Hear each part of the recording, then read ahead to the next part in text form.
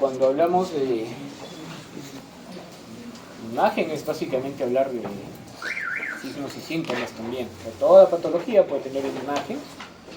Una imagen puede ser de varias patologías y a veces hay una patología que puede tener multitud de imágenes. Estamos hablando de la tuberculosis y básicamente ese es el caso.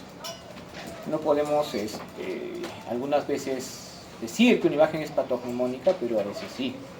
Entonces, al final, esto es un pincelazo de las cosas que ustedes van a necesitar saber, pero tal vez esto sea lo que sí es probable que se encuentren en su práctica cuando salgan, cuando los dejen solos, ¿no? Se vaya a dormir el asistente, se vaya a dormir el residente y ustedes estén y ven a alguien. Pero al final todo se resume en ver si el paciente está estable o inestable, ¿no? El tema es cuando esté inestable. Cuando esté estable, bueno, tenemos tiempo para decidir. Lamentablemente hablar de corazón y los grandes vasos es hablar muchas veces de pacientes inestables, ¿no? Enfermedades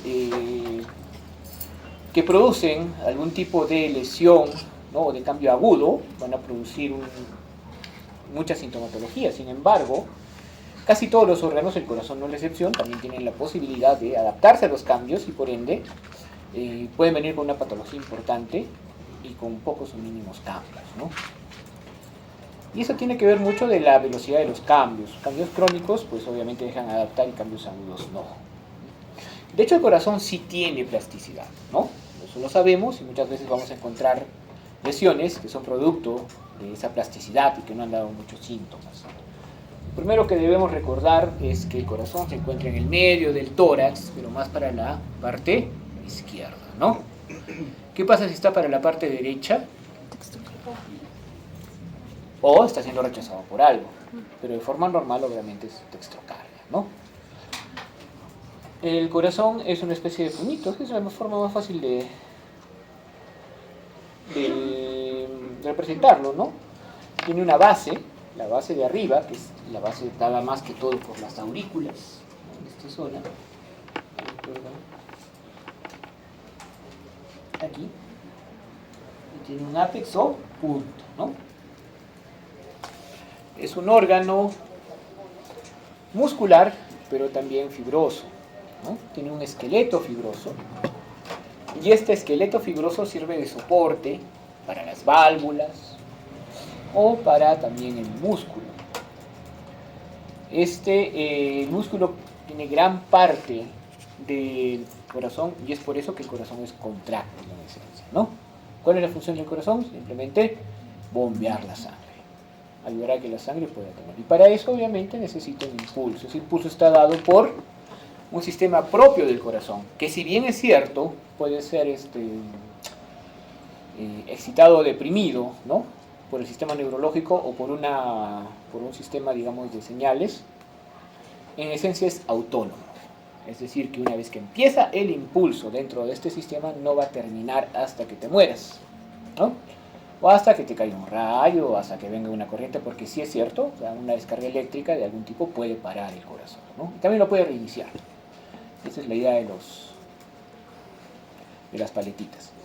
Entonces, esta carga empieza ¿dónde? O sea, esta señal ¿dónde empieza? Muy bien, en el nodo auricular y pasa al nodo atrioventricular, que está entre los aurículas y los ventrículos. De hecho, todo lo demás es fibroso, o en teoría debería ser fibroso, ¿no? Toda el tabique, por así decirlo, que no es tabique, sino toda la separación entre una aurícula y un ventrículo debería ser fibrosa, ¿no? A veces no lo es. Pero solo permitiría un escape que sería en el nodo atrioventricular y pasaría a las de His, ¿no? Que se encontraría en, bueno, la parte central en el tabique interventricular y después habrían su rama izquierda y derecha. Y después se dividiría en las fibras de Purkinje, que básicamente son todas las fibras del miocardio. Es decir, que cualquier parte del corazón puede comandar, en ausencia de otra parte, el ciclo cardíaco. Sin embargo, la posibilidad de que se haga de forma correcta solo le corresponde al nodo sinoauricular. Es el único que podría dar una frecuencia cardíaca elevada de acuerdo a las exigencias, ¿no? Si estamos corriendo, nos están persiguiendo, qué sé yo, puede dar una frecuencia cardíaca elevada. Los demás no, y ahí tenemos el problema. Entonces todo eso está dentro del corazón. Obviamente el hecho de que cambien las paredes del corazón de una u otra forma puede influir en la conducción incluso de las fibras, ¿no? Pero por otro lado, también va a influir en la representación eléctrica o la representación gráfica de eso que es el electrocardiograma. Muy bien, todo eso que hemos hablado está todo acá adentro. Lo que vemos acá generalmente, ¿qué es? Cuando el corazón está en su posición, es el ventrículo derecho. Si ustedes ven la ramita ahí, este es el surco interventricular anterior, por ende acá tenemos parte del ventrículo izquierdo, ¿no? Entonces, acá tenemos la aurícula o atrio, que sería más correcto decirle, ¿no? Cuando decimos que es la aurícula, que es la aurícula derecha, la extensión se llama orejuela, que es lo mismo que aurícula. Por eso es más correcto decir el atrio derecho y la aurícula. Pero bueno, digamos, hay aurícula y orejuela derecha, y acá, más por la parte de atrás, vamos a encontrar la aurícula y la orejuela izquierdas. Por ende, la parte que da más frente hacia el esternón es el ventrículo derecho, ¿no? Y la parte que está más para la base es el ventrículo derecho. La que está más pulmonar, más para atrás, es el ventrículo izquierdo. Eso es importante. Y cuando vemos los vasos, vemos que el primer vaso que sale es la arteria pulmonar, ¿okay? Y el segundo, que obviamente está para otro lado, pero está más posterior, es la aorta. La cava está más posterior y las venas pulmonares, en un número de 4, están más posteriores, obviamente, a la altura de las aurículas. Y lo otro que vamos a recordar aquí es la idea del pericardio, ¿no? Tenemos un pericardio fibroso, que es este, y el pericardio visceral, ¿no? O la serosa del corazón, que lo envuelve completamente y se van a unir a nivel de los grandes vasos igual. Igual está lleno de un líquido que permite que las dos hojas, bueno, la hoja visceral obviamente está bien pegada al músculo, ¿no? Que esa parte pueda deslizarse en los movimientos de contracción y que no haya roce, por ende no haya inflamación. Por otro lado, el corazón tiene dos movimientos principales que se llaman sístole y diástole.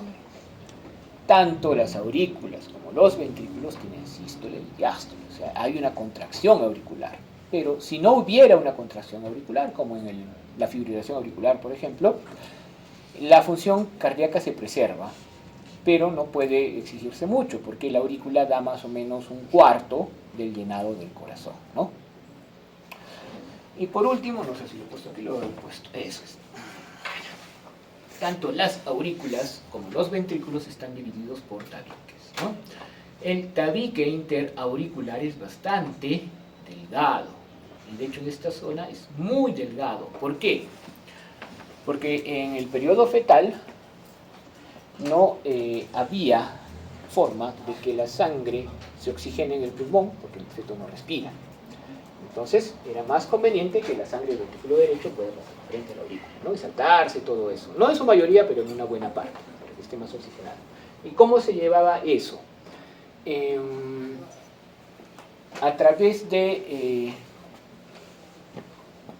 la válvula de Eustaquio, ¿no? Que está en la cava, se redirigía la sangre hacia esta zona, y esta parte más delgadita, que es la fosa oval, era hueca, ¿no? El foramen oval, y por ahí pasaba la sangre, ¿no? Le hacía un shunt para poder pasar. Lo mismo que el ligamento arteriosocial también, ¿no? Y en este momento ya está cerrada esta fosa generalmente, pero es un tabique muy delgado. Entonces, recuerdan, por ejemplo, que la vesícula no se veía, o sea, no se veían las paredes vesiculares en la tomografía por lo delgadas que eran. Lo mismo va a pasar acá, muchas veces no vamos a ver el tabique interauricular adecuadamente porque es muy delgado. Pero no es la única parte delgada, si ustedes se dan cuenta, el tabique interventricular se representa aquí bastante grueso y acá delgado. ¿Por qué?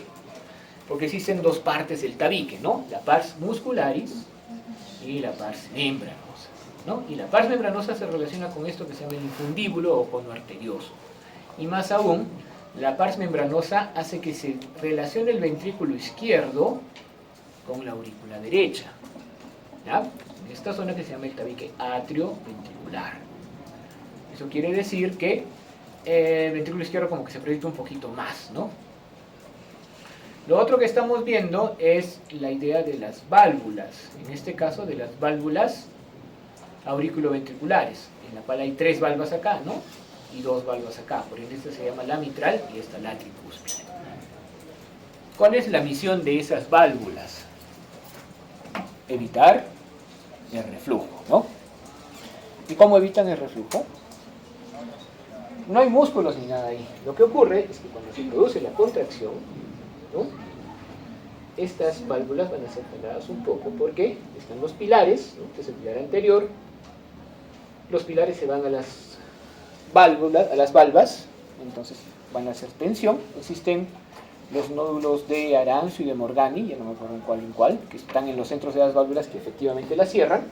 Y como solo hay una vía de escape que es el vaso, va a salir por el vaso, sea la pulmonar, sea la aorta, ¿no? Y si hay una forma de regurgitar, que sí existe, el hecho de que hayan estas puertitas va a hacer que las valvas no puedan ceder. Ahora, con el tiempo pueden ceder, claro que sí, ¿no? Puede haber regurgitación, pero ese es el mecanismo ideal. En cambio, en el caso de las válvulas de los grandes vasos, ¿no?, que tenemos las semilunares, la pulmonar y la aórtica, es al revés. Lo que yo quiero es que la sangre no regrese. O sea, una vez que se produce la sístole, que no regrese la sangre, entonces tienen forma de nidos de paloma o válvulas semilunares. Tanto la del tronco pulmonar que vemos ahí como la de la aorta. Y en la de la aorta hay otra cosa más. Es solo el mismo mecanismo, solo que existen 2 huequitos, ¿no? Los ostium. ¿Para qué?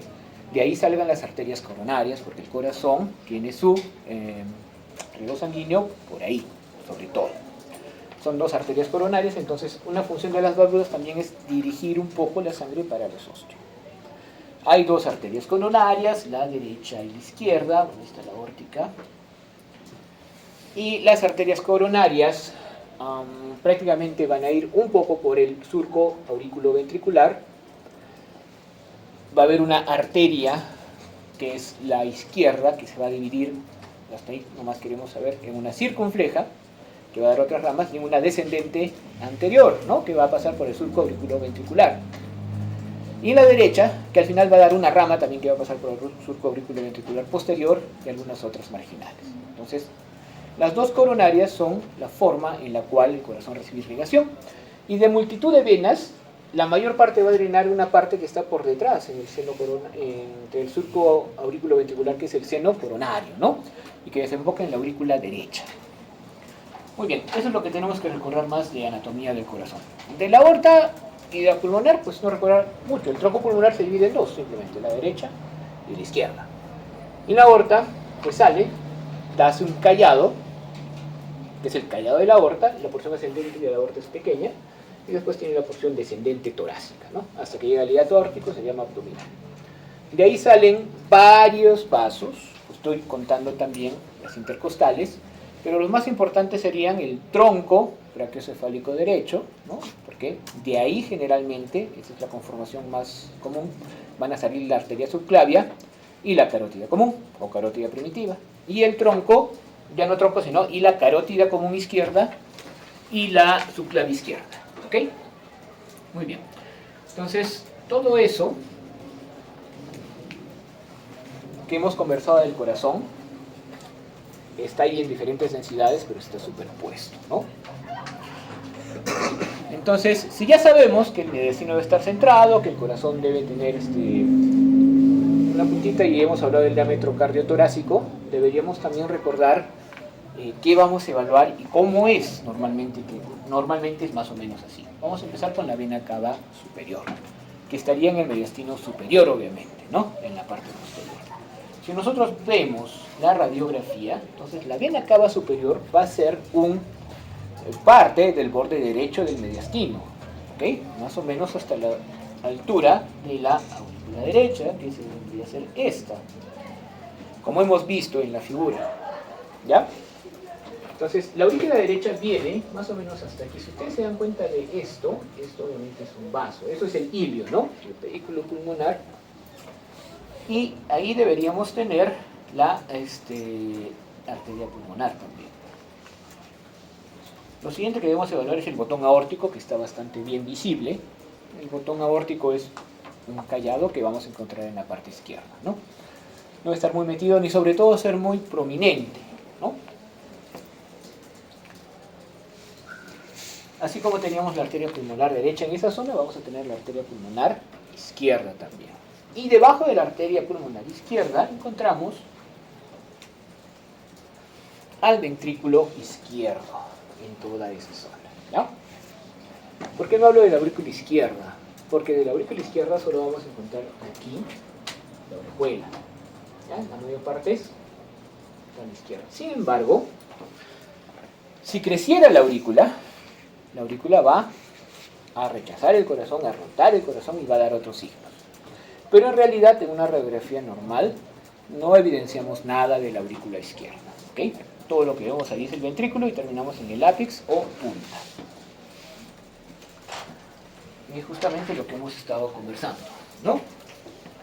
Acá estaría, como pueden ver ahí, la vena cava, la pulmonar derecha, las venas por aquí, la aurícula, el ventrículo derecho, parte del izquierdo y su borde, la arteria pulmonar izquierda y el callado.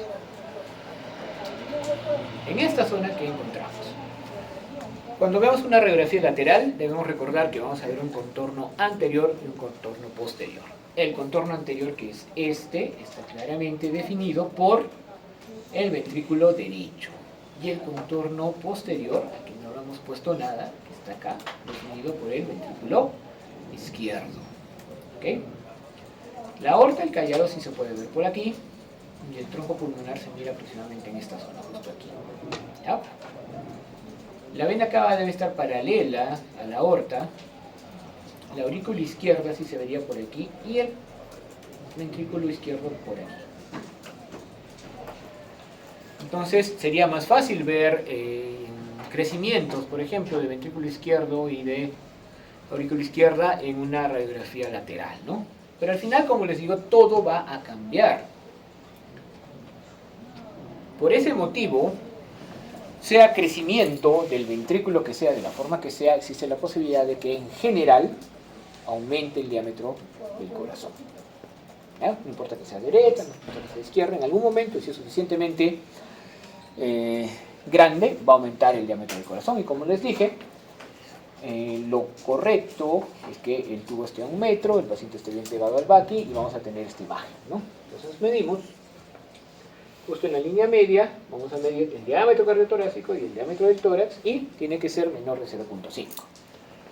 Si es de 0.51 a 0.55 es primer grado de cardiomegalia, si es de 0.56 a 0.6 es segundo grado, viceversa, y así sucesivamente, ¿no? Tercer grado de 0.61 a 0.65 y cuarto grado de 0.66 a más. Ahora, eso está bonito, ¿ya? Te dice radiólogo, pero al final, ¿qué importa? Para un manejo integral del paciente. La capacidad funcional que tenga el paciente. Me refiero a que si puede caminar, si no puede caminar, si necesita oxígeno y todo esto. Esto es un dato más. Y hay mucha gente que dice, yo tengo cardiomegalia de grado 2 y no tiene nada. O sea, no tiene sintomatología. Eso también hay que tener en cuenta. Ahora, para la tomografía, tenemos algunas cosas que de repente no nos ayudan para un diagnóstico o para una imagen correcta, pero que en otro lado también se han tomado en cuenta. La primera es que, a pesar de que obviamente para esto utilizaríamos, ¿no?, un tomógrafo de electrones que no hay acá, o un tomógrafo multidetector de tercera o cuarta generación, con multicortes para que sea rápido, al final siempre va a haber un movimiento cardíaco. El hecho de que haya más de 60, porque casi nadie tiene 60 latidos por segundo, tenemos 80, 90, significa puede que haya un movimiento, y el movimiento va a producir artefactos de por sí. Entonces, ¿qué se puede hacer? Si yo quiero evaluar bien el corazón, debería evaluarlo en su diástole. ¿Ok? Entonces, fácil, hay dos formas de hacerlo, ¿ya? De forma retrospectiva, que sería tomar una imagen, lo que se llama en 4D, es decir, tomando en cuenta el tiempo también. Vamos a tomar unos 3, 4 ciclos cardíacos. Bueno, en 10 segundos habrá varios ciclos cardíacos. Y ahí va a haber varias diástoles, ¿no? Y en la workstation seleccionamos el tiempo de diástole Y para eso nos podemos valer, otra vez, para seleccionar el tiempo de diástole nos podemos valer de un electrocardiograma que nos ayudaría, ¿no? Entonces aunamos un electrocardiograma a la toma y podemos saber el tiempo de diástole. Pero, aunque tenemos un montón de imágenes, y eso nos ayuda, y hasta nos podría ayudar a tener una mejor imagen de los vasos en esta proyección de máxima intensidad. Vamos a esperar. El problema sería que hay mucha radiación, ¿no? A nosotros nos interesan las imágenes en diástole y nos vamos a apoyar en un electrocardiograma para seleccionar las imágenes en diástole. Por ende, si yo tuviera una forma de solo tomar las imágenes en diástole, tendría menos radiación, y esa forma existe, ¿no? Simplemente le ordeno al tomógrafo sincronizarse con el electrocardiograma y cuando esté en diástole va a irradiar y va a tomar imágenes. Y cuando no esté en diástole no lo va a hacer. Entonces disminuimos bastante la cantidad de radiación. Obviamente eso sería muy bueno para pacientes jóvenes, ¿no? Entonces, ya está. Tomar todas las imágenes y después seleccionar la diástole sería una técnica retrospectiva. Y solo tomar el diástole sería una técnica prospectiva. La idea es esa, debemos sincronizar para una buena tomografía, ¿no? Un angio TEM cardíaca, hay que sincronizar con el electrocardiograma y las imágenes que importan deben hacerse en diástole. Pero eso no quita que podamos utilizar imágenes continuas, hacer una especie de cine, ¿ya? Si bien es cierto, hacerlo con tomografía tiene desventajas, también lo podemos hacer con resonancia, y habría muchas más ventajas. ¿Por qué? Porque cuando nosotros damos estas señales de radiofrecuencia, el hecho de movimiento de los protones, ¿no?, produce distorsiones que nos ayudan mucho más, ¿ya? Cuando utilizamos secuencias rápidas como un gradiente eco, por ejemplo, o hacemos que los pulsos sean rápidos, los protones que siempre van a estar ahí no van a llegar a tener un tiempo de relajación, por ende su señal se va a perder. Pero si los protones se mueven, entonces la señal sí va a existir. Entonces hay una diferencia en la resonancia entre la sangre estática y la sangre que está entrando. Eso es bueno porque nos va a permitir ver la éstasis de la sangre. Por otro lado, también podría suprimir la sangre y dar esta imagen que se llama en sangre oscura, o darle más peso a la sangre y dar esta imagen de sangre brillante. Eso nos va a ayudar mucho porque va a haber momentos en los cuales yo voy a poder hacer, por ejemplo, evaluar en este modo de cine el reflujo, ¿ya?, de las válvulas cuando hay una insuficiencia, y lo voy a ver como un pequeño jet de otro color. Si tengo sangre brillante voy a ver un jet oscuro que está entrando de nuevo, digamos, al ventrículo. Entonces nos ayuda a ver. Obviamente estamos hablando de un examen que tiene indicaciones especiales, que tiene equipo especial, y que, si bien es cierto, cada parte, ¿no?, que se tome va a ser una parte pequeña, al final, para tomar todo, vamos a demorarnos unos 40 minutos. ¿Por qué? Porque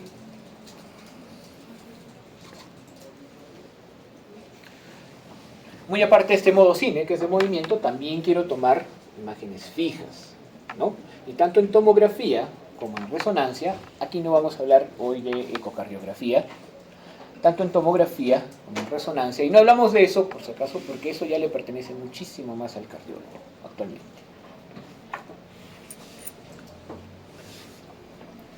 En ecocardiografía existen unos planos, ¿no?, que se idearon porque era la única forma de ver el corazón, porque solo tenemos unas cuantas ventanas para acceder al corazón por ecografía, ¿no? Por aquí, la ventana intercostal y demás. Y los planos que se toman para tomografía y para resonancia son muy parecidos. Y eso sí debemos recordar qué planos son. Obviamente en la tomografía hago mi barrido, me demoraré un minuto y después voy a hacer los cortes de reconstrucción, ¿no? En cambio en la resonancia cada uno de estos planos se saca por separado, por eso el examen demora más, a pesar de que cada parte es realmente bien rápida. Muy bien. Ojo, no sé si se han dado cuenta, también una cosa importante para eso es que, o sea, para que yo saque un plano, ¿no?, específico, yo debo de tener una imagen previa y eso también demora. Así como el scout de las tomografías, no sé si han visto, en una tomografía siempre sale una radiografía, ¿no? Eso se llama el scout, la primera imagen para seleccionar de dónde a dónde y qué planos. Lo mismo se hace con la resonancia, es una imagen de menor calidad, pero obviamente también toma su tiempo. Y los planos que queremos del corazón son básicamente 4, ¿ya? 2 planos de eje largo, que serían el vertical, ¿ya?, y el horizontal, también llamado 4 cámaras. Un plano llamado de 3 cámaras y el plano del eje corto, que podría ser a nivel de los ventrículos o a nivel de las aurículas. ¿Ok? Los 2 primeros son los más importantes. ¿Qué estamos viendo aquí? Un corazón, ¿no? Ventrículo derecho, izquierdo, y estamos viendo una línea que está disectando el corazón en 2 partes a nivel del ventrículo izquierdo, y por ende lo que vamos a ver es el ventrículo izquierdo, sus paredes anterior y posterior, su pared inferior, y la auricular izquierda, y parte de las pulmonares. Con un poquito de suerte podría desaparecer también el seno venoso. Y es lo que estamos viendo allá, ¿ya? Es un plano en el cual estamos viendo ventrículo izquierdo, esta válvula que, ¿cómo se llama?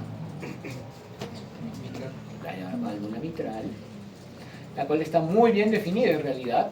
Incluso, miren, puedo llegar a ver las cuerdas tendinosas y son bien delgadas, así que es un buen nivel de resolución.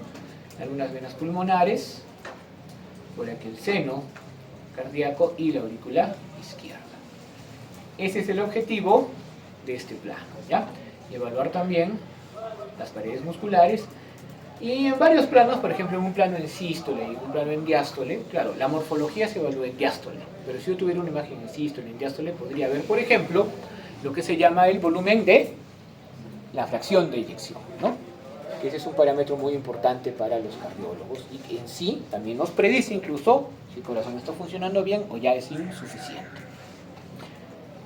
Ahí tenemos un ejemplo igual del eje largo vertical, pero en tomografía. Y noten que está muy bien definida el pilar anterior y las cuerdas tendinosas. Ahí está la válvula, ¿no? Lo mismo estamos viendo. Entonces nos da gran... sin embargo, si ven esto, obviamente es un artefacto de movimiento. Se ve bien la pared, es un buen corte para evaluar la pared. Como les digo, pues, también podemos evaluar con un volumen de cine o con 2 imágenes la fracción de eyección. La otra es el eje largo horizontal, ¿sí? Entonces, está partiendo el corazón, como ven, para ver 4 cámaras. ¿Y cuáles son estas? Obviamente son el ventrículo, si se orientan. ¿Qué ventrículo es ese? Muy bien, izquierdo. Y ya con eso sale todo. Derecho, aurícula derecha, aurícula izquierda. Entonces, noten lo que les he comentado hace un ratito. La pars muscularis, la pars membranosa, ¿no?, el tabique atrioventricular que se llama, el tabique interauricular y la fosa oval.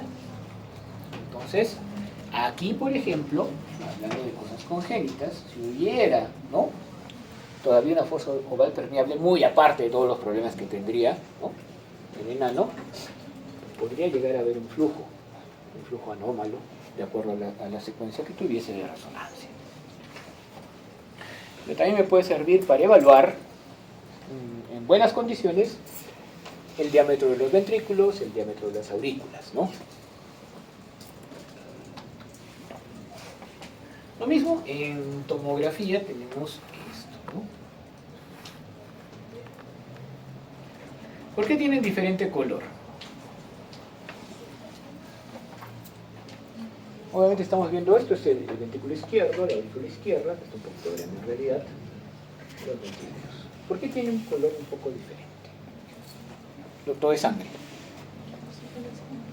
¿Oxigenación? No, porque eso es contraste. A pesar de estar juntos, son dos expresiones de dos sistemas muy diferentes, la circulación mayor y la circulación menor, ¿no? Y como les comenté cuando hablamos de la tomografía al inicio, existen las fases, ¿no? La fase arterial, la fase venosa, la fase tardía, es obviamente una expresión de lo que ocurre en la fase arterial, y recién está entrando a la fase venosa. Por ende, solo hay un poco de contraste en esta zona. Al final se van a equiparar, ¿no? Pero aún así es muy buena la resolución que pueden dar. Y en un modo cine probablemente sí podamos ver las válvulas, ¿no? Estas válvulas, como jalan para acá, si fueran insuficientes, ¿qué tendría que pasar? Lo más difícil es que no suban, no cierren. Eso es difícil. Pero lo que sí ocurre más es que estas válvulas llegan acá y se abomben más de lo debido. Es decir, cuando se produce la sístole, estas válvulas van a hacer esto. Pero se van a llegar aquí. Ya no pasa la sangre hacia la aurícula, sino se va nada más porque están cerradas. Pero si se abombarían un poquito más, ahí sí pasa. Entonces, a veces, por esa regurgitación o por ese abombamiento, pueden pasar la sangre. Si es mayor de 2 milímetros, yo podría ver en cine las válvulas normales, ¿no?, a ese nivel y el abombamiento. Si el abombamiento es mayor de 2 milímetros, deberíamos de considerar que está habiendo un abombamiento excesivo o tal vez una fuga.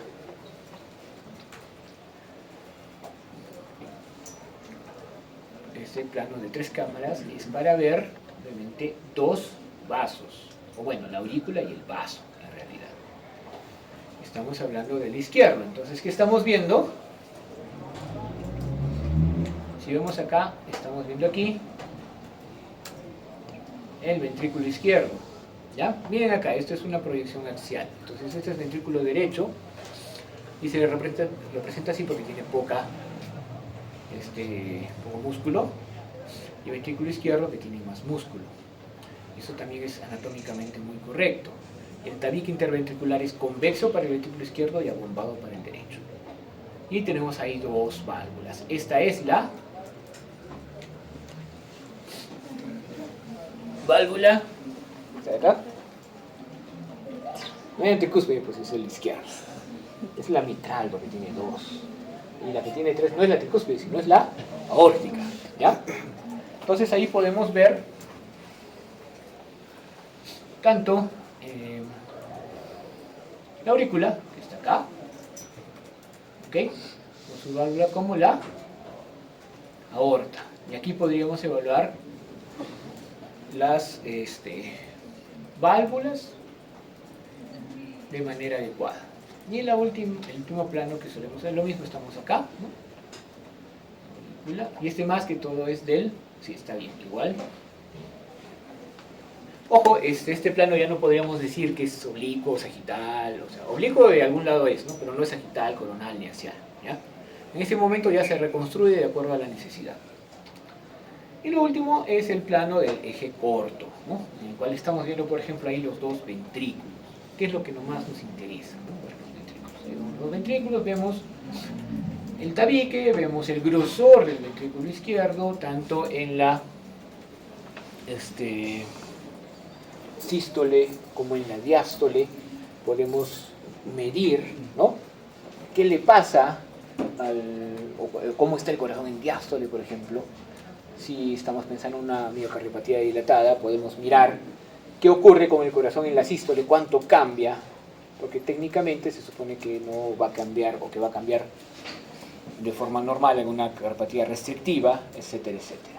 Entonces es un plano para ver las dos. Podríamos ver las dos aurículas también, pero más se suele ver los dos ventrículos. Y esos planos se usan tanto en resonancia y en tomografía y en ecocardiografía también, ¿ya? Muy bien, lo mismo estamos viendo ahí. Muy bien. Obviamente nosotros, si salimos, vamos a practicar, vamos a ser médicos, todos.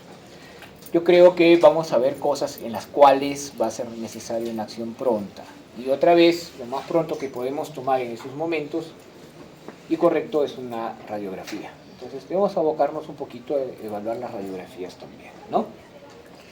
Lamentablemente, como van a ver ahora, la mayor parte de casos se parecen entre sí. Y aquí sí, nos ayuda mucho una radiografía para entender qué es lo que ha pasado, ¿no? O para seguir avanzando en el diagnóstico. Paciente de 56 años, sexo masculino, disnea y plétora facial, ¿ya? Es un episodio agudo, está pasando ahora, pero es recurrente. Actualmente no tiene tanto taquicardia, podríamos considerar que sí, de 99 y una saturación de 88. No es, podríamos decir que es una insuficiencia respiratoria leve, pero depende mucho de cómo le ve, podría estar relativamente bien. Entonces, ¿qué puede ser? ¿Qué puedo encontrar? Ya, voy a tomar una placa de rayos X. No es porque no sepa qué más hacer, sino porque es lo que corresponde. ¿Qué voy a encontrar?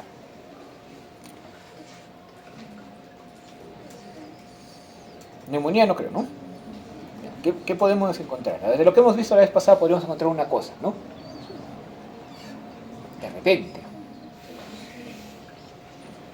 Puedo encontrar un eritema, un edema en alas de mariposa, tal vez, pero puede ser que no. ¿Qué más podría encontrar?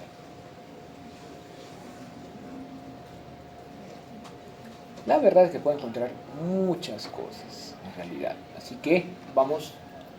Lo importante ahí es que el paciente no esté inestable y vamos a rayos X a ver qué hay. Listo. No nos dijo que tenía marcapasos. ¿Qué estamos viendo? Muy bien. ¿Cómo se llama eso? ¿Con C?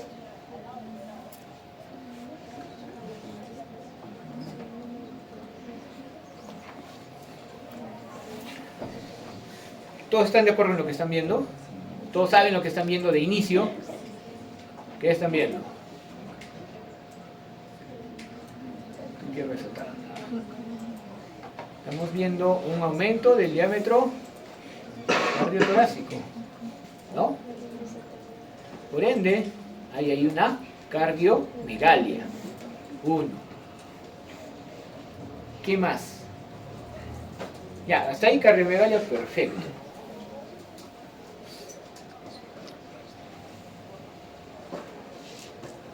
¿Qué más?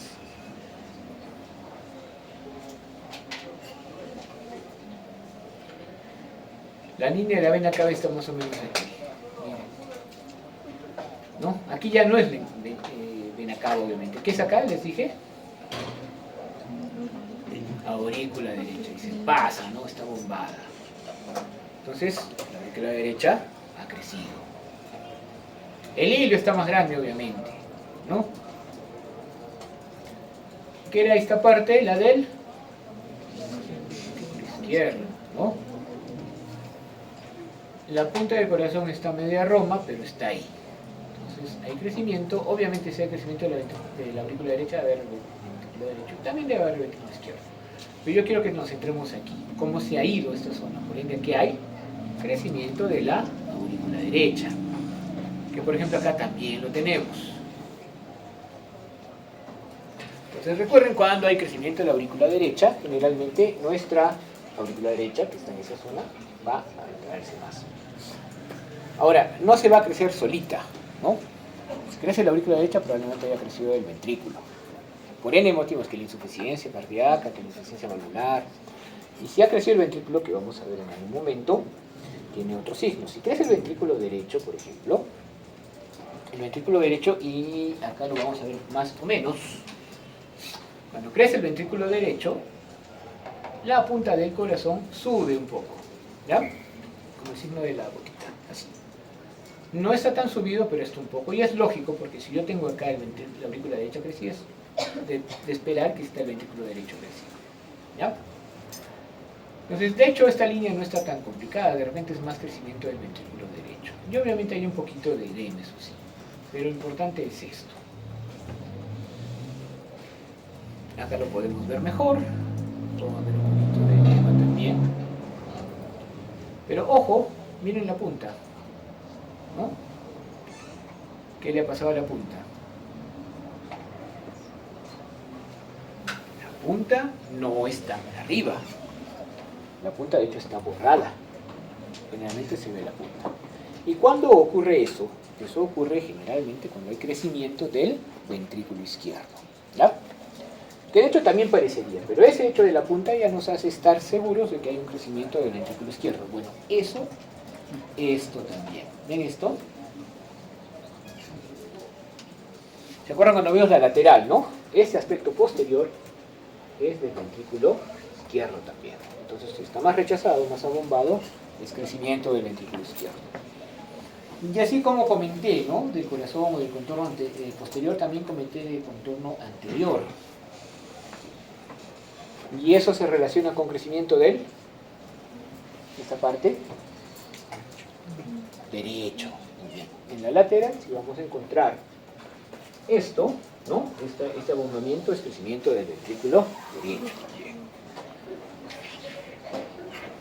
Entonces, lo que les dije, elevación de la punta del corazón para el ventrículo derecho, que está mucho mejor, por haber también una rotación horaria del corazón. Entonces, ese corazón no está tan grande como los anteriores, pero sí también yo podría decir que la aurícula derecha ha crecido y que el ventrículo derecho ha crecido por esto. ¿Ya? De repente eso sea del corazón derecho. Ahora, en la aurícula izquierda. No hay otro más, ¿no? Bueno, sí hay. Este está medio feo. Lo primero es lo que se llama doble densidad. Si la aurícula derecha crece, va a producir dos densidades en esta zona. ¿Ok? Esa es la doble densidad. Y lo otro, bueno, el third mobile sign es, traducido sería el signo del tercer monte, por así decirlo. ¿Ya? ¿Qué significa esto? Lo primero que vemos acá es la aorta, ¿no? Y lo segundo sería la arteria. Es decir, que aquí yo veo la aorta, ahí está la doble densidad, este es el callado de la aorta, y aquí yo veo la arteria pulmonar. Y si crece la aurícula, vamos a encontrar acá una tercera bolita, que si la vemos aquí, que es la aurícula, que es la aurícula acá. Ese es un signo más complicado, es verdad, pero también existe. Entonces, así podemos evaluar crecimiento de las cuatro cavidades y lo podemos informar, podemos decir crecimiento de la aurícula derecha, tal, tal. Obviamente eso se relaciona, no nos da un diagnóstico certero, pero sí se relaciona y nos puede dar algunas pistas, ¿no? Obviamente, si hay un crecimiento, por ejemplo, del ventrículo izquierdo, lo más probable es que haya una insuficiencia, ¿no? Insuficiencia de tipo de la válvula aórtica, porque sería la única que aumente la precarga, o una insuficiencia congestiva general. Y bueno, entre la insuficiencia aórtica es por muchas causas, ¿no? Pero ya nos hace ver un poco de dónde podría aparecer. A ver, un paciente de 60 años, masculino, tiene hipertensión desde hace 3 años, tiene losartán e hidroclorotiazida, que está bien, ¿no? Siempre y cuando lo tome. Y él no cumple la medicación, ¿ya? Está viniendo simplemente porque le dicen que tiene que venir, ¿no? Pues, si le quieres decir, en primer lugar, los pacientes con presión alta, a menos que les pase algo, probablemente no vayan a venir, ¿no? No solo hay que darles medicina, sino hay que concientizarlos. Incluso para que vayan a la enfermera, porque generalmente la enfermera es la que se va a encargar de concientizarlos, ¿no? Pero hasta eso tenemos que hacer, ¿no? Tiene fatiga leve, cosa que no es muy... Y muchos no le tomarían una placa, pero dado que tiene hipertensión, no sería mala idea tomar una plaquita, ¿no? ¿Qué estamos encontrando ahí?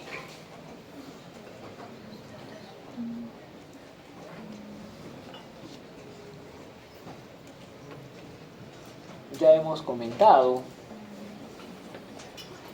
¿qué hay acá? ¿O qué no hay? El ápex, ¿no? En la parte posterior, estamos viendo el aspecto posterior, y noten, ¿no?, que me será operado esta señora una vez, ¿Qué estamos viendo?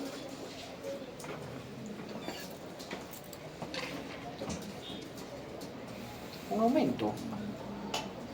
Entonces, y no solo eso, sino que aparte de un aumento en esta zona, estamos viendo una densidad diferente, ¿sí? Entonces, está claro que tenemos un aumento del ventrículo izquierdo. Este botón no es prominente, lo que les decía hace un momento, recuerden, el primer módulo es la aorta, el segundo es la arteria pulmonar, ¿no? Y si aparece otro por acá, ese sería la aurícula, no se ve. Entonces, estamos viendo crecimiento del ventrículo izquierdo, consistente con una cardiopatía hipertrófica, que es consistente con la presión alta, ¿no? Sigue la presión alta, para vencerla tiene que haber un remodelamiento cardíaco. Es un remodelamiento que es lo mejor que se puede, porque sí es cierto, es una hipertrofia concéntrica y todo lo bonito, pero disminuye la luz del ventrículo. Entonces, al final, eso va mal. Sin mencionar también que el hecho de remodelar el ventrículo va a hacer que el anillo fibroso cambie y por ende puede provocar alguna valvulopatía. Estamos hablando del futuro de este señor en unos 5 o 6 años sin medicación, ¿no? Ahora tiene fatiga y ya su hipertrofia. Esto es importante. Ventrículo izquierdo, punta del corazón inferior, ya dijimos, el aumento de la convexidad del borde posterior y el signo de Hoffmann-Rigler, que es justo lo que estábamos viendo aquí. ¿A qué se refiere eso? Esta distancia, que está más o menos de la vena cava inferior contra esta distancia, que es la distancia de la doble sombra,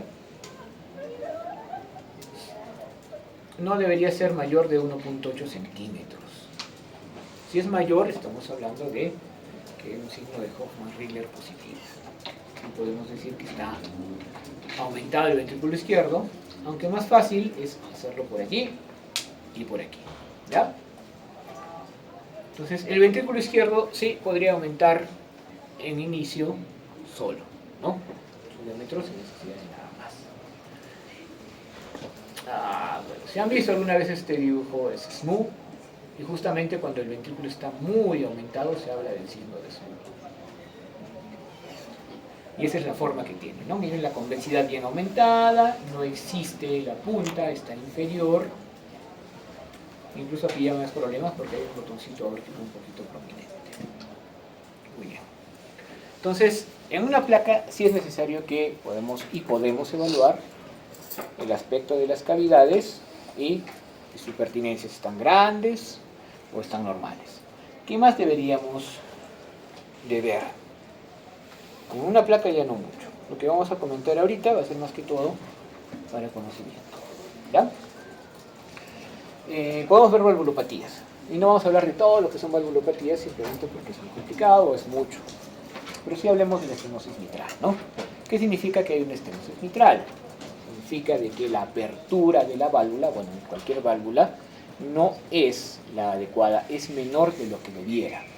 Tengan en cuenta de que el diámetro de la válvula, que en algunas es 4 centímetros, un área de 4 centímetros mínimo, está diseñada para pasar cierta cantidad de sangre, ¿no? ¿Qué pasa si no pasa esa cantidad?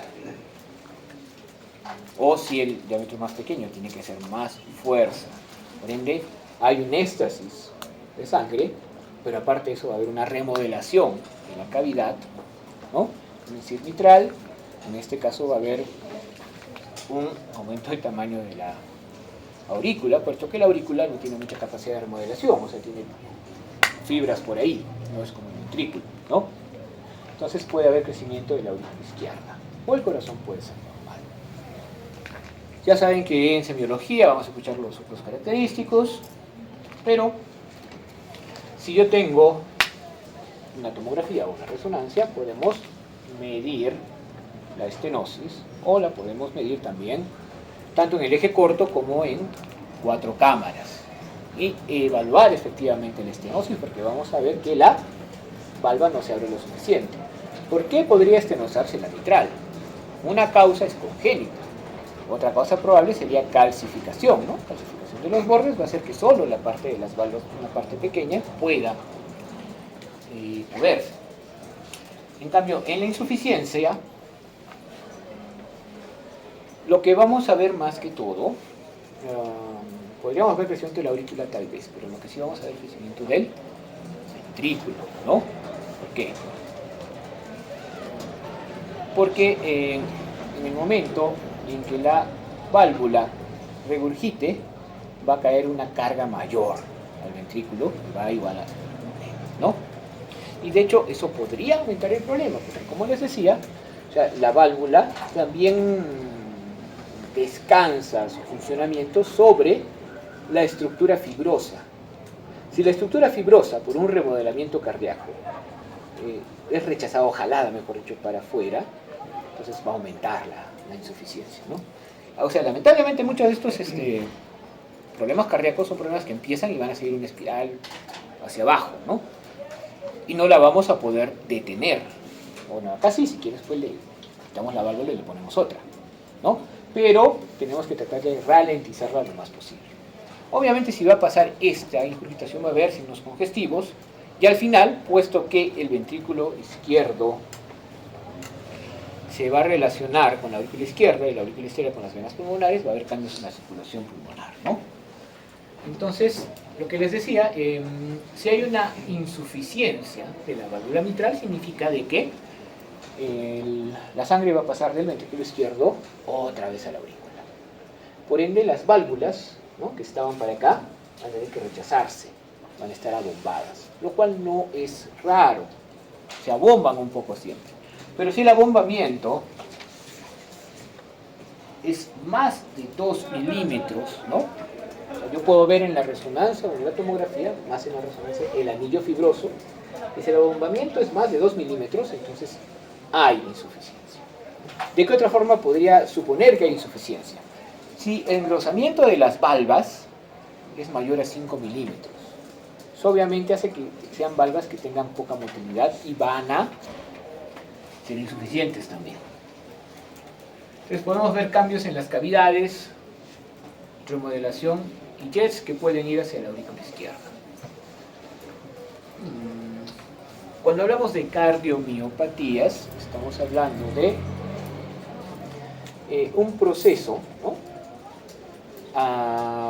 inflamatorio y degenerativo y remodelativo del miocardio, que puede ser de 3 tipos y podríamos agregar uno más, que es la cardiopatía isquémica, ¿no? Pero básicamente hay 3 tipos de cardiomiopatías, ¿no? La dilatada, la hipertrófica y la restrictiva. En la cardiomiopatia dilatada vamos a encontrar un corazón cuyos diámetros están aumentados. Hay una medida, ¿no?, de diámetro del ventrículo izquierdo, ventrículo derecho, que es considerada normal, y un rango. Si se pasa de ese rango, entonces nosotros podemos decir que está dilatada la cavidad, ¿no? Y más una clínica podemos hacer ese diagnóstico de cardiomiopatia dilatada. Esto era nada. A ver.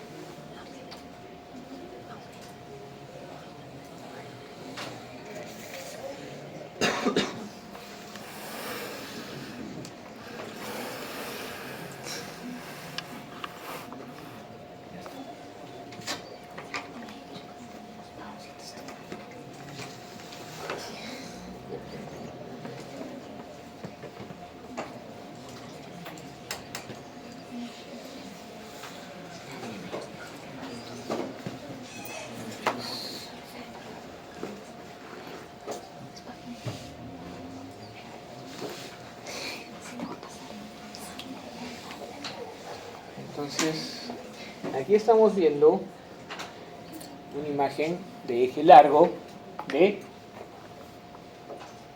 4 cavidades, ¿no? Entonces, este es el tabique no le podemos decir nada, está adecuado. Pero miren, en los dos lados, cómo está el grosor del miocardio. Al derecho no le podemos decir mucho, pero al izquierdo está bastante adelgazado para lo que suele ser. Si nosotros medimos ahí el diámetro, como se está midiendo acá, probablemente esté aumentado. Entonces ahí tenemos un signo claro en el aumento del diámetro y en el grosor, que se tiene que acompañar obviamente de la pared disminuido, un signo claro de miocardiopatía dilatada. Y obviamente eso se tiene que hacer en los ventrículos, porque las aurículas no tienen la cantidad de miocardio que nosotros adecuada, por así decirlo, ¿no? La contracción auricular no es muy fuerte en realidad por eso, ¿no? Si hay algún problema, la aurícula se va a crecer nada más y ya. Pero si nosotros estamos ante una estenosis mitral, por ejemplo, ¿no? O sea, ante algo que está deteniendo el correcto flujo de la sangre, sea una estenosis mitral, sea hipertensión, sea una coartación de la aorta, sea una estenosis aórtica, probablemente lo que vaya a hacer el ventrículo izquierdo es aumentar el tamaño de las fibras musculares, ¿no? El corazón es un sinsismo, entonces todas las fibras trabajan como una sola, todas están conectadas, pero sí pueden aumentar su tamaño, aumentar la cantidad de actina, miocina para que sea más fuerte, ¿no? No aumentan el número, no hay hiperplasia, solo hipertrofia, ¿ok? Y esa hipertrofia lo que va a hacer es ser concéntrica, por ende va a crecer un poco para acá, pero también para adentro. Miren el tamaño de este tabique intermuscular, ¿no? Por ende, esta zona obviamente va a ser la perjudicada. Podemos medir el volumen del ventrículo derecho, ¿no? De la sístole, de la diástole también, y eso nos va a dar una idea comparado con valores normales, pero también el grosor, sobre todo del tabique y de la pared del ventrículo izquierdo, nos puede dar una idea del grado de cardiomiopatía hipertrófica, que más la vamos a ver ahí, porque como otra vez el ventrículo izquierdo tampoco tiene mucho miocardio, pero igual podríamos verlo, si fuese el caso. A ver, un paciente, este es medio tricky, es un paciente que tiene un mieloma múltiple. ¿Cómo creen que se hizo el diagnóstico del mieloma múltiple? Ya, pero clínicamente, porque no es que viene el paciente, no, doctor, creo que tengo mieloma, ya, biopsia, ¿no? Tiene que referirte a algo. ¿Qué creen que refiere un paciente que tiene mieloma múltiple? Que ya ha avanzado un poquito. ¿Mm? Tiene dolor, ¿ah? Por aquí, por acá puede tener fracturas espontáneas. Entonces, bueno, cuando hay dolor, tú dices, bueno, sacaremos una radiografía. Está bien. Ya de loco, porque le dolía la cabeza, vas a tomar una radiografía de la cabeza, señor, porque ¿qué te va a mostrar? Y resulta que te muestra lesiones ostolíticas, 2, 3. Entonces ya fue ya. Entonces tienes que hacer el SAR velloso, que es tomar a todo y encuentras varias lesiones.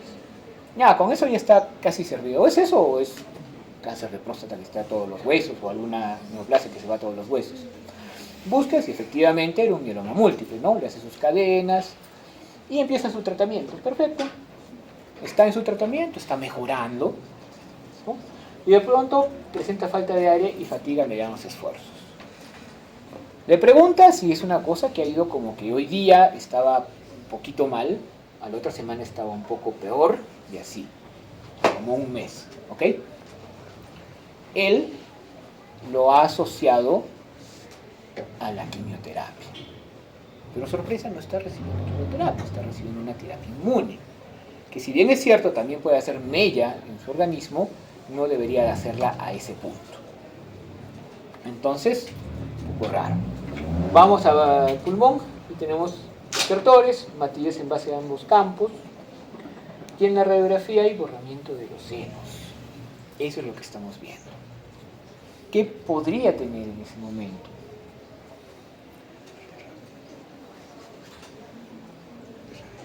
No es neumonía, obviamente.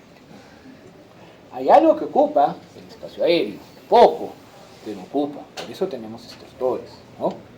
Hay algo que, aquí es, lógicamente, hay borramiento de los senos, hay líquido, sí o sí, el menisco, ¿no? Hay líquido, poco, pero hay. Y hay matidez en base de ambos campos. Y eso también puede ser por el líquido que pueda tener, ¿no? Hasta ahí tenemos una idea de que hay cierto derrame y algo que está ocupando de forma difusa y poco el espacio aéreo. ¿Qué creen que puede hacer? ¿O qué pedimos ya para salir de dudas? ¿Interconsulta dónde?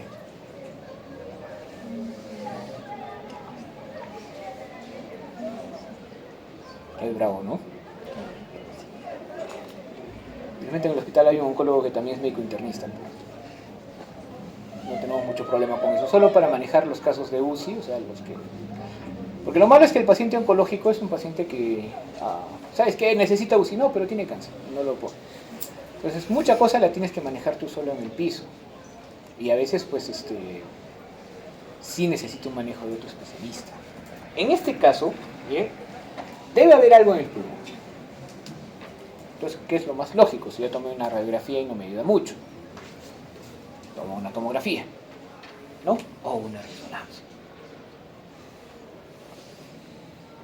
Se le tomó una tomografía y en base a eso se prefirió tomar una resonancia. ¿Ya? Recuerden que en la radiografía había matidez. No sé si tengo la radiografía. No, está la radiografía. En la radiografía encontramos ligero edema pulmonar. ¿Ya? Y eso explica un poquito los estertores. Teníamos borramiento, entonces está habiendo algún tipo de problema a nivel cardíaco, porque no está dando edema pulmonar. Algo de verdad. Entonces, se tomó la tomografía y en base a lo que se encontró en la tomografía, que fue nada también, se tomó la resonancia.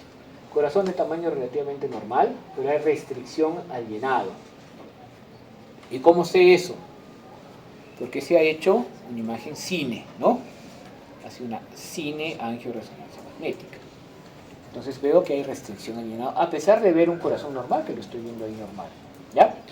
Ya hay disminución de la fracción de eyección, a pesar de tener un corazón de tamaño y paredes normales. ¿Por qué pasa eso? Eso pasa porque el corazón no se está moviendo, a pesar de que se vea de tamaño adecuado, ¿no? ¿Por qué no se movería si el corazón es alegre, vivaracho? ¿No? Una vez que empieza, nunca termina hasta que se mueve. Porque el miocito o el cardiomiocito está ocupado, no con otros cardiomiocitos, sino ese espacio está ocupado por algo más. Resulta que hay una relación entre el mieloma múltiple y la presencia de amiloidosis. No le vamos a decir primaria porque hay mieloma, entonces ya no es primaria, es secundaria al mieloma múltiple. Pero obviamente la amiloidosis, que también se deposita en el pulmón, también se deposita en el corazón, y va a producir una cardiopatía especial en la cual, sin haber remodelamiento cardíaco evidente, va a haber igual signos de insuficiencia. Es decir, disminución de la fracción de eyección, disminución del llenado, ¿no? Entonces, ese es un ejemplo de una cardiomiopatía restrictiva. Ahora, ¿no te la crees? ¿Qué tienes que hacer? Biopsia. ¿Ya? Entonces tu biopsia y sale pues este depósito de amiloide en el corazón. Pero con eso yo creo que ya está bien. Entonces se trata y estaría mejor. Muy bien. Si nosotros tenemos contraste y estamos en la fase arterial, y eso creo que sería mejor hacerlo en tomografía, aunque se puede hacer en resonancia también, podemos tener un mapa de las arterias, ¿no? Existe, para no llenar con datos muy complicados, porque lo que quiero es que reconozcan los signos, existe un diámetro relativamente normal de los vasos. Cuando se va a pasar ese diámetro estamos hablando de un aneurisma, ¿no? Y si el diámetro está menor estamos hablando de una estenosis. Si yo tengo una tomografía con cortes finos, puedo medir rangos que van incluso de menos de 1 milímetro. Entonces eso no es problema. Por otro lado, recordemos lo que les estaba diciendo, aquí está la coronaria derecha, ¿no? Acá están los senos, acá está la aorta, las válvulas, coronaria derecha, con sus finales, las coronaria izquierda, ¿no? La descendente anterior, la circunfleja, la fetal, la marginal. Entonces, existe una buena definición, tanto a este nivel, y solo para mencionar, también podríamos tener una buena definición si solo lo hiciéramos con radiografía, ¿no? En una fluoroscopía, en una cineangioradiografía, tendríamos una muy buena definición de las arterias también. No habría necesidad tanto de tomar una tomografía, Pero en sí, esta es una técnica mucho mejor porque no es invasiva. Cuando yo estoy hablando de una cineangio, solo con fluoroscopía, estoy hablando de cateterismo y la inyección del contraste justo para el corazón. Entonces, esta es una técnica dentro de lo que cabe mucho más segura. Y nos va a permitir ver todo eso que les comento. En primer lugar, vamos a poder ver estenosis, dilataciones, si es que hay, sobre todo eso, que, ojo, en la resonancia no veríamos. La resonancia también es buena, pero si yo tengo la sospecha de que lo que hay son placas y calcificadas, que eso es lo que vemos ahí, mejor es la tomografía. ¿Y cómo relaciono eso?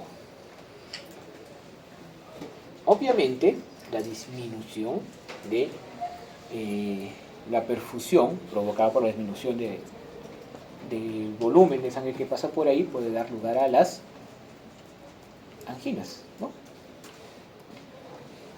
No es la única, pero da lugar a anginas, ¿no? Y generalmente si la placa o es una estenosis o es una calcificación bien quitada, va a ser una angina estable, ¿no? El problema es que sea inestable, ¿no? Porque las inestables son de mucho más difícil manejo. A ver, hablando de esas cosas. Paciente 45 años, dolor torácico, disnea. Aparición reciente, súbita, miren. Presión baja, saturación 88, bueno, la frecuencia cardíaca no ha cambiado mucho, gracias a Dios. ¿Qué creen que puede hacer? ¿O qué hacemos en ese momento? Ya, ¿qué más? ¿Ah? Ya, pero ¿por qué no le pones una canulita? Sí, o sea, la frecuencia cardíaca está bien, pero acá también no me gusta mucho esto. Y eso puede ser por varias cosas. Entonces habría que evaluar si no se está encharcando. Si no se está encharcando, pónganle. Está con presión baja. ¿Ya? Sin saber, no es muy bueno echar mano de otra cosa. Si tiene historia, sí. O sea, ya eligen, lo ponen, no sé, pues isorrí o cualquier otra cosa. Pero si no, si no está encharcado, podemos soportar ponerle 1 litro a chorro, por ejemplo, para que suba un poco la presión, mientras tomamos los exámenes, que obviamente, si estoy pensando en eso, y eso depende del tipo de dolor, pero parece que fuera, ¿no? Si viene diciendo dolor me duele acá, ya está servido el diagnóstico, o me duele acá. Pero también sí me duele acá. ¿Y es por qué? Porque la cara inferior, que más que todo el ventrículo izquierdo, está muy pegada acá. Y no se los diría si sí le ha pasado al amigo de un amigo que no era yo. ¿No? Y lamentablemente el chico era un deportista, entonces vino después de correr, y como le duele acá, le dijeron que era simplemente un dolor porque estaba corriendo, ¿no? Te duele el diafragma y todo. Lo bueno es que se quedó sentadito, y a la hora le dolía peor. O sea, se quedó sentado para descansar y para irse, pero le dolía peor. Entonces, a alguien en el cambio de turno, y también lo bueno fue que era cambio de turno, se le ocurrió que podría ser un infarto de cara diafragmática inferior. Y era. Muy bien. Pero en este caso, no era un infarto. Ahora, ¿qué nos hubiese podido llevar ese diagnóstico? Tal vez la exploración, ¿no?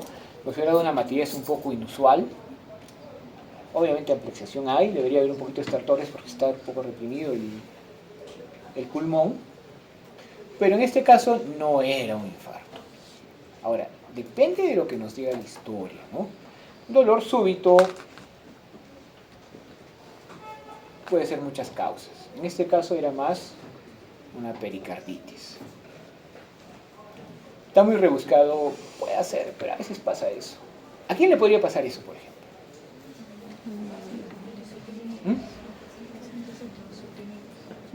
No, no tanto inmunosuprimidos, o sea, por EVA, pero no inmunosuprimidos. Pero no tan rápido. ¿A quién le podría pasar así como debut? Sí, a un lúpico le podría pasar, por ejemplo, ¿no? Sobre todo las autoinmunes que pueden provocar serositis, ¿no? Bueno, las artritis a veces podrían provocar, pero más al lupus, ¿no? El SAF, por ejemplo, es más de dar émbolos, ¿no? Trombosis, ¿no? Pero sí, un lúpico podría debutar con una pericarditis, y eso es una pericarditis, porque estamos viendo, no solo, o sea, no solo, yo diría que es cardiomegalia, pero miren, el corazón es una bolita, ¿no? Ese es el signo de la garrafa, ese es el signo de la botella, o de la dama Juana, si quieren decirlo así, ¿no? Es bien clásico. Paciente mujer de 80 años, dolor torácico y un poco de falta de aliento. Colabora con el examen. Y la frecuencia cardíaca, 100 por minuto, que ya es taquicardia. 20 por minuto de frecuencia que ya es taquipnia. Y saturación 88. Y una cosa que está clarísima. ¿Qué creen que ha pasado? ¿Qué es lo más prominente ahí? De todas las partes del corazón. La aorta. La aorta. La aorta, ¿no? Miren el botón aorta como se empieza acá, ¿no? Entonces es lógico pensar que se ha crecido la aorta. Y en cierta forma tienen razón, pero ¿cómo se crece la aorta? Por una disección. Por una disección. Exacto, ¿no? Aunque ahí no puedo decir si es una disección o no. Probablemente si es una disección y con eso ya se me estaría ahí, ¿no? Probablemente sea un aneurisma, que se ha complicado un poco más y por eso vino por el error. Pero lo cierto es que ha crecido la aorta. ¿Sí? Generalmente, los aneurismas de aorta van a presentar un ensanchamiento del mediastino justo para el nivel izquierdo y pueden presentar aumento de la curvatura del borde cardíaco, ¿no? La sombra de la aorta se refiere a qué? A que no va a tener la misma densidad, porque recuerden que la densidad de acá es la densidad de todo el mediastino, ¿no? Acá hay densidad, pero se continúa, ¿no? Y rechazo del mediastino. Ahí si yo encuentro eso, el persino y la tomografía, porque hay que definir varias cosas, ¿no? Primero, si ha sido muy agudo, en caso de una disección, o si es crónico. Si es crónico y fuera solo un aneurisma, debería ser osacular o fusiforme, ¿no? Y para eso la tomografía sí nos ayuda. En este caso es un aneurisma, porque es un aneurisma. ¿Por qué es un aneurisma? Porque hay contraste y aquí no hay contraste. Entonces esto ya es un trombo, ¿no? Y como no tiene toda la circunferencia, podemos decir que es un aneurisma sacular, ¿no? En cambio, fusiforme tendría toda la circunferencia y probablemente no tendría trombo. Entonces sería simplemente un ensanchamiento de la aorta per se, ¿ya? Como acá. Entonces, cambios en esta zona, en el mediastino izquierdo y de la aorta, sí implican la necesidad de una tomografía. Podemos tener un aneurisma sacular, fusiforme, pero lo otro importante es el tema de la disección. La disección de aorta ocurre de forma aguda. Entonces, ahí siempre el dolor va a ser muy fuerte y lamentablemente pues suele ser mortal, ¿no? Por último, paciente de 40 años, dolor torácico, falta de aire. Como ven, los síntomas se repiten, ¿no? Son realmente los mismos. Pero ahora sí tiene una baja saturación, hay cianosis perioral, no tolera ni bipedestación ni decúbito y está quejumbrosa.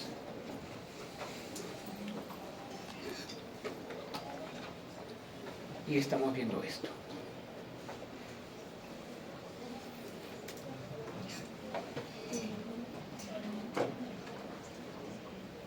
Y prácticamente ahí no hay nada, solo está un poquito rechazado el mediastino, está un poquito la sombra izquierda, pero no estamos viendo mucho, o si ven algo.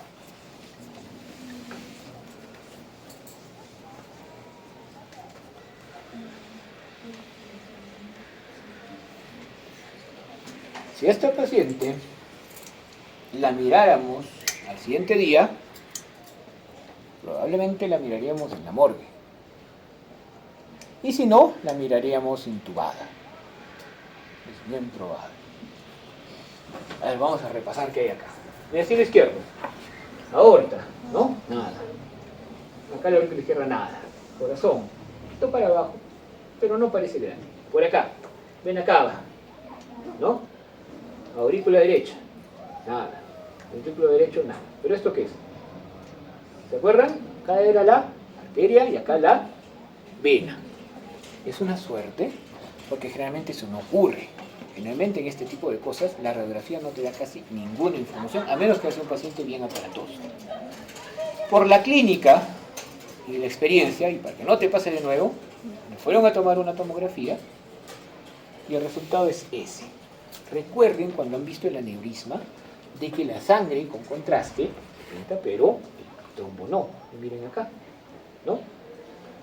Si vemos bien, aquí deberíamos tener el tronco de la pulmonar, ¿no? ¿Qué tenemos acá?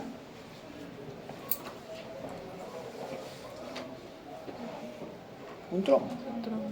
Ni esto, no creo que haya nacido ahí, no seguro que es un émbolo y se haya aumentado un poco. Entonces estamos hablando de un tromboembolismo pulmonar, que muchas veces no da un signo, pero si progresa vamos a tener todos los signos generales que quieran tener, ¿no? Edema agudo de pulmón, poquito de crecimiento, no creo que mucho, pero sí edema de pulmón, y opacidades, obviamente, y nada más. Pero el dolor va a seguir y el mal estado general va a seguir. Entonces ahí sí es necesario tomar una angiotomografía de tórax, que es buena, pero mejor que sería una gammagrafía de ventilación y perfección. Pero aparte de eso, ¿qué más? Porque a veces no podemos tomar eso. ¿Qué exámenes? Dímero. Dímero B. Claro, dímero B, que estamos bien, ¿no? Muy bien. No, el cargo que se química no vamos a hablar. Muy bien, chicos. Obviamente hay mucho más que hablar del corazón. Y es un tema bastante bien delimitado. O sea, tú vas con un cardiólogo y te dice el diámetro es tal, y si es más es esto, y si es menos es esto, ¿no? La fracción de eyección lo mismo. La fracción de eyección tiene, bueno, por lo menos el 60% ya estamos hablando de insuficiencia y así por el estilo.